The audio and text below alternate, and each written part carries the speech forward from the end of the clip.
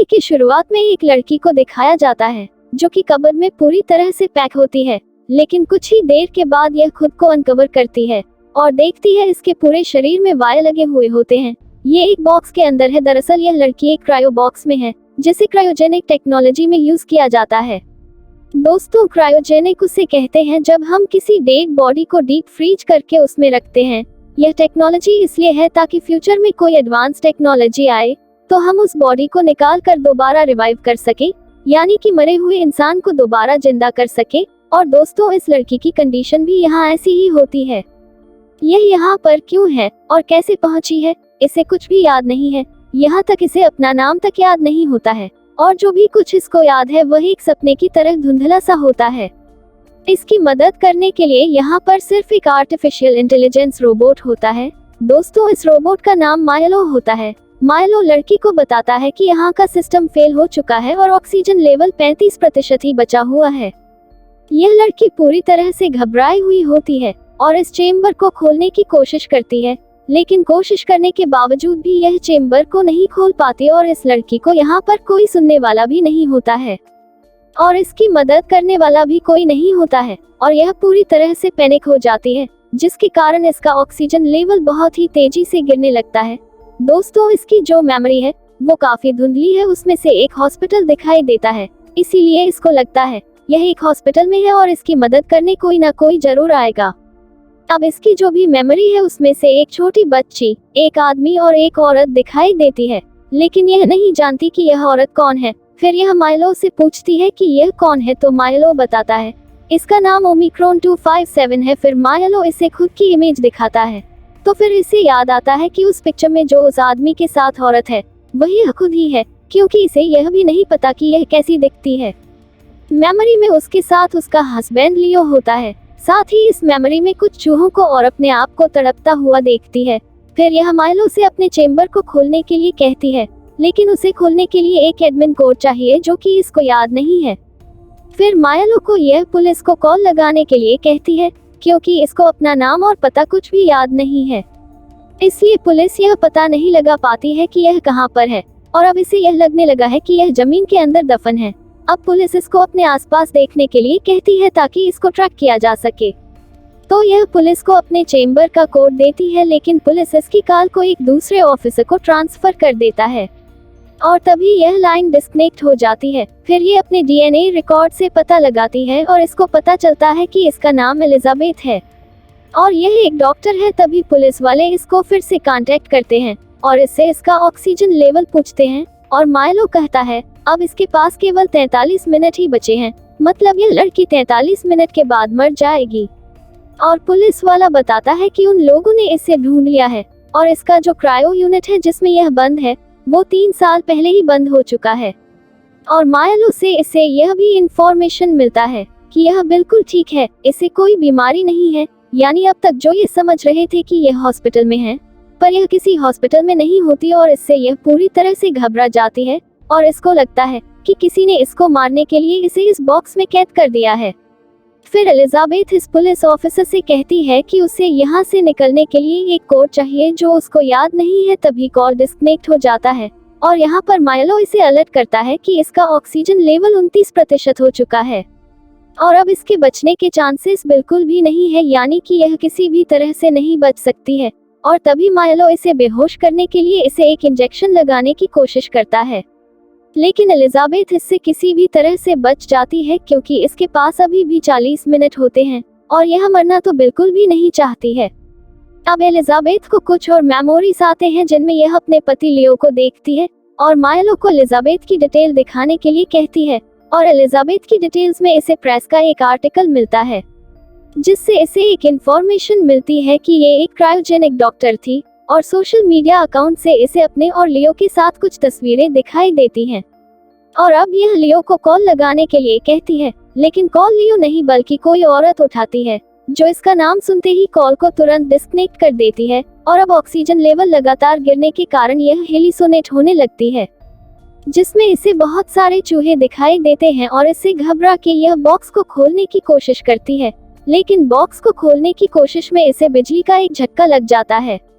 Police इसको फिर से कांटेक्ट करती है तो एलिजाबेथ बताती है कि उसे कुछ याद आया है। साथ ही यह अपने हस्बैंड लियो के बारे में बताती है, लेकिन पुलिस कहती है कि तुम्हें जो भी याद आ रहा है वह सच नहीं, बल्कि तुम्हारा इमेजिनेशन है, जो ऑक्सीजन लेवल कम होने के कारण हुआ, क्योंकि तुम्हारी शादी कभी हुई ही नहीं है। फिर ये माइलो को लियो के बारे में सर्च करने के लिए कहती है, लेकिन इस बार कंप्यूटर पर लियो के बारे में कुछ भी नहीं होता है, जबकि थोड़ी देर पहले इसने अपने और लियो की तस्वीर देखी थी। अब पुलिस इससे कहता है कि तुम्हें हेलुसिनेशन होने लगा है, और यहाँ से इसे पुलिस की बातों पर कुछ शक हो जाता है, क्योंकि इसे यहाँ पर किसी आदमी की आवाज सुनाई देती है जो कि पुलिस को कुछ बता रहा होता है। और एलिजाबेथ यहाँ पर समझती है कि पुलिस बस टाइम को डेली कर रही है ताकि यह ऑक्सीजन की कमी से खुद ही खुद मर जाए, और घबराहट में एलिजाबेथ कॉल को डिस्कनेक्ट कर देती है और इसे फिर से अपनी मेमोरी में लियो दिखाई देता है, जिसके पूरे शरीर पर स्कार्स होते हैं जैसे उसे कुछ बीमारी हो। और फिर लियो इसे एक हॉस्पिटल में दिखाई देता है, यानी कि इसे जो अपनी मेमोरी में हॉस्पिटल दिखाई दे रहा था, उस हॉस्पिटल में एलिजाबेथ नहीं बल्कि लियो था। एलिजाबेथ अब पुलिस के साथ हुई बातचीत को दोबारा सुनने की कोशिश करती है और यह सुनती है कि कोई आदमी पुलिस को बता रहा है कि उसे कहो कि स्ट्रेस के कारण उसे ऐसा हो रहा है। और इधर पुलिस वाले भी इसे लगातार कांटेक्ट कर रहे होते हैं, पर यह बार बार कॉल को रिजेक्ट कर देती है। अभी उसी औरत का इसे कॉल आता है जब एलिजाबेथ ने लियो को कॉल किया था, और उस औरत ने इसका नाम सुनते ही कॉल को डिस्कनेक्ट कर दिया था। और अब उस औरत के साथ इसकी बातें होती हैं और वह औरत इसे बताती है कि लियो मर चुका है। एलिजाबेथ को इसकी बातों पर थोड़ा भी विश्वास नहीं होता है, इसलिए यह फोन को डिस्कनेक्ट कर देती है और इसका ऑक्सीजन लेवल भी अब 14% पर पहुंच गया होता है। अब वो औरत इसे दोबारा कॉल करती है और एलिजाबेथ फिर से कॉल को डिस्कनेक्ट करने लगती है। तभी वो औरत कहती है कि उसके पास एडमिन कोड है जिससे ये इस बॉक्स से बाहर निकल सकती है, लेकिन साथ ही साथ वो औरत इसे चेतावनी देती है कि इस बॉक्स से निकलने की गलती मत करना, नहीं तो तुम मर जाओगी। ये औरत इसे कह ही रही होती है कि यह अपने आप को वायर से खोल लेती है और ये देखती है कि ये सचमुच में ही जीरो ग्रेविटी में है, और ये समझ जाती है कि ये स्पेस में है। और अब ये औरत इसे बताती है कि दरअसल एक वायरस के कारण पूरी दुनिया में ह्यूमन लाइव्स बहुत ही जल्दी खत्म होने वाला है, और लियो भी इस वायरस से इन्फेक्ट होने के कारण मर चुका है।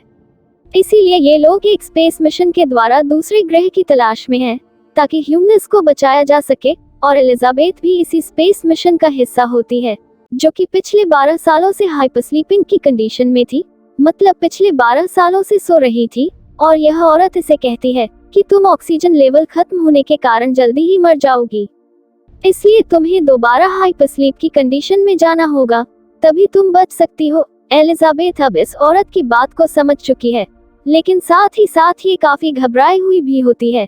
तभी ये औरत इसे कहती है कि तुम्हें पता करना होगा कि आखिर किस चीज के कारण तुम्हारी नींद खुली। तो मायलो बताता है कि प्रोसेसर की ओवरहीटिंग के कारण ये जाग गई थी, इसीलिए अब इसे प्रोसेसर को डाइवर्ट करके लो प्रायोरिटी प्रोग्राम में शिफ्ट करना होगा।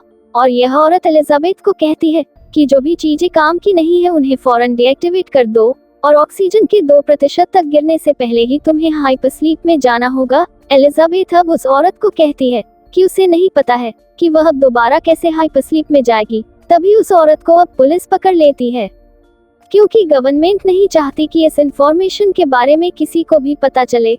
और यह औरत उससे फोन डिस्कनेक्ट होने से पहले कहती है कि तुम उस मेमोरी को ढूंढो कि जिससे तुम जागी थी, और वो उससे लियो को भी ढूंढने के लिए कहती है। अब एलिजाबेथ मायलो से पूछती है कि उसे इस मिशन में किसने शामिल किया, और फिर मायलो बताता है कि वह इंसान कोई और नहीं बल्कि खुद एलिजाबेथ ही थी, मतलब स्पेस मिशन का ये शुरू से ही हिस्सा थी। ऑक्सीजन लेवल भी गिरकर के 11% पर आ जाता है। तभी एलिजाबेथ कहती है कि उन सारे प्रोसेसर्स को डीएक्टिवेट कर दो जो लो प्रायोरिटी प्रोग्राम वाले हैं, और अब इससे मेरी जान को कोई खतरा भी नहीं होना चाहिए। तभी मायलो कहता है कि ऐसा कोई भी प्रोसेसर नहीं है, और अब एलिजाबेथ अपनी जान बचाने के लिए कुछ भी नहीं कर सकती है। और अब ऑक्सीजन लेवल गिरकर के 6% तक चला जाता है, यानी कि अब एलिजाबेथ कुछ ही मिनटों में मरने वाली है।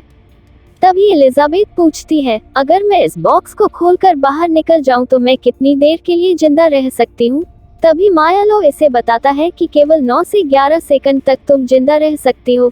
दरअसल एलिजाबेथ इसलिए ऐसा सोच रही है कि ये यहाँ से बाहर निकलना चाहती है। फिर ये मायलो को इस चेम्बर को अनलॉक करने के लिए कहती है, और मायलो अनलॉकिंग स्टार्ट कर देता है, लेकिन एलिजाबेथ इसे बीच में ही रोक देती है और पूछती है कि यहाँ पर कितने ओमिक्रॉन यूनिट हैं, मतलब इसके जैसे कितने लोग यहाँ पर हाइपरस्लीप में सो रहे हैं। तब मायलो उसे बताता है कि 10,000। अब एलिजाबेथ उन सारे यूनिट्स को देखना चाहती है, इसलिए वह मायलो को कहती है कि स्क्रीन पर जो यूवी लाइट है उसे डीएक्टिवेट करो, और मायलो का ऐसा करते ही यह देखती है कि एक लाश बहुत ही बुरी कंडीशन में बाहर तैर रही है। फिर हमें पहली बार इस मूवी में स्पेसशिप को दिखाया जाता है, जिसमें इसी की तरह बहुत सारे लोग यूनिट्स में बंद होते हैं जो कि हाइपर स्लीपिंग कंडीशन में होते हैं। इसके बाद एलिजाबेथ को यह भी पता लगता है कि स्पेस मिशन के शुरू होने के बाद ये लगभग खो चुकी थी, लेकिन इसे वापस ढूंढ लिया गया था।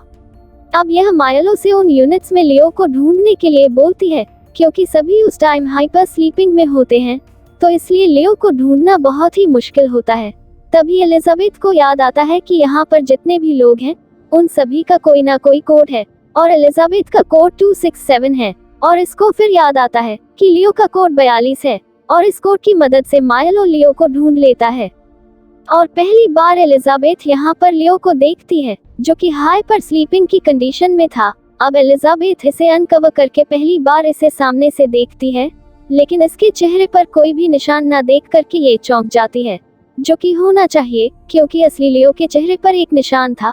अब एलिजाबेथ को कुछ डाउट होता है, इसीलिए फिर से ये मायलो को एक वीडियो दिखाने के लिए कहती है, पर एक वीडियो में यह देखती है कि कोई औरत मेमोरी ट्रांसफर के बारे में बता रही है, और उसमें यह बताती है कि इन लोगों ने पहले एक चूहे में मेमोरी ट्रांसफर का एक्सपेरिमेंट किया था, और उसके सक्सेसफुल हो जाने पर इंसानों पर इसका ट्राई किया था। और अब एलिजाबेथ देखती है कि यह औरत कोई और नहीं बल्कि खुद एलिजाबेथ ही है, जो कि अब बूढ़ी हो चुकी है। और अब यह मायलो से पूछती है कि इसकी उम्र क्या है, और अब एलिजाबेथ को पता लगता है कि इसकी उम्र मात्र 12 साल है, यानी कि जब से ये स्पेस मिशन स्टार्ट हुआ था, और अब इसे सारी बातें समझ में आने लगती हैं।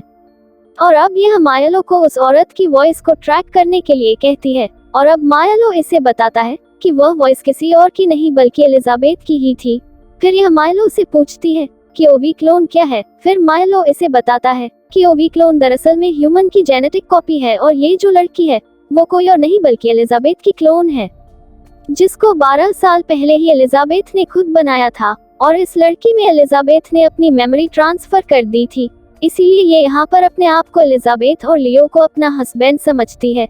दरअसल इसकी जितनी भी यादें हैं वह इसकी खुद की नहीं बल्कि एलिजाबेथ की यादें होती है। यहाँ पर हमें यह भी समझ में आ जाता है कि यहाँ पर जितने भी लोग हैं हाइपर स्लीप में हैं, वो पृथ्वी पर सभी लोगों की क्लोनस हैं, जिनको दूसरे ग्रह पर भेजा जा रहा है। और इन बातों से एलिजाबेथ निराश तो हो जाती है, लेकिन साथ ही साथ ये समझ चुकी है कि ये कुछ भी नहीं कर सकती है। अब ये जल्दी ही मरने वाली है, क्योंकि अब ऑक्सीजन लेवल मात्र 4% ही रह गया है। और अब अंतिम बार ये लियो के लिए एक मैसेज रिकॉर्ड करती है, ताकि लियो को भी असलियत पता चल सके। और जब लियो दूसरे ग्रह पर पहुंचेगा, जिसमें कि अभी 34 साल बाकी है, तो उसे अपने और एलिजाबेथ के बारे में पता हो, क्योंकि अब ऑक्सीजन लेवल 3% पर आ गया है। इसलिए मायलो एलिजाबेथ को मारने के लिए एक प्रोग्राम इनिशिएट कर देता है। एलिजाबेथ इसे रोकने की पूरी कोशिश करती है, लेकिन कंप्यूटर तो कंप्यूटर है, वह कहाँ इमोशन समझने वाला है। एलिजाबेथ उन वायर को डिस्कनेक्ट कर देती है, जिससे यह प्रोग्राम रुक जाता है। और अब एलिजाबेथ हाइपरस्लीप को एक्टिवेट करने के लिए कहती है, ताकि ये बच सके, लेकिन इसके लिए इसे वायर को दोबारा कनेक्ट करना होगा। और ऐसा करने के बाद ये दोबारा हाइपरस्लीप में जाने के लिए तैयार होती है, लेकिन अब बहुत देर हो चुकी होती है, क्योंकि इसका ऑक्सीजन लेवल अब 0.6% पर पहुंच चुका होता है। तब उसे अचानक से याद आता है कि यहाँ पर दूसरे यूनिट्स में भी ऑक्सीजन है, और तब ये मायलो को उन ऑक्सीजन को अपने यूनिट में ट्रांसफर करने के लिए कहती है। लेकिन मायलो कहता है कि यह पॉसिबल नहीं है, यानी इसके पास मरने के अलावा कोई भी ऑप्शन नहीं है, और फिर यह मरने का इंतजार करने लगती है। तभी मायलो कहता है कि मैं दोबारा हाइपरस्लीप प्रोग्राम को एक्टिवेट कर सकता हूँ। इससे एलिजाबेथ को बहुत खुशी मिलती है, और अब इसे लगता है कि ये बच जाएगी, और फिर ये हाइपर स्लीपिंग कंडीशन में चली जाती है, यानी कि जब तक ये दूसरे ग्रह पर पहुंच ना जाए तब तक ये इसी कंडीशन में सोती रहेगी। और मूवी के अंतिम सीन में हमें दिखाया जाता है कि एलिजाबेथ और लियो एक दूसरे के साथ बहुत खुश होते हैं, यानी कि ये लोग दूसरे ग्रह पर पहुंच जाते हैं, और इसी के साथ यह मूवी यहीं पर खत्म हो जाती है। दोस्तों, मैं उम्मीद करती हूँ कि वीडियो आपको बहुत पसंद आई होगी, तो वीडियो को लाइक कर देना, अपने दोस्तों के साथ शेयर कर देना, और मेरे चैनल को सब्सक्राइब करना ना भूलें। धन्यवाद।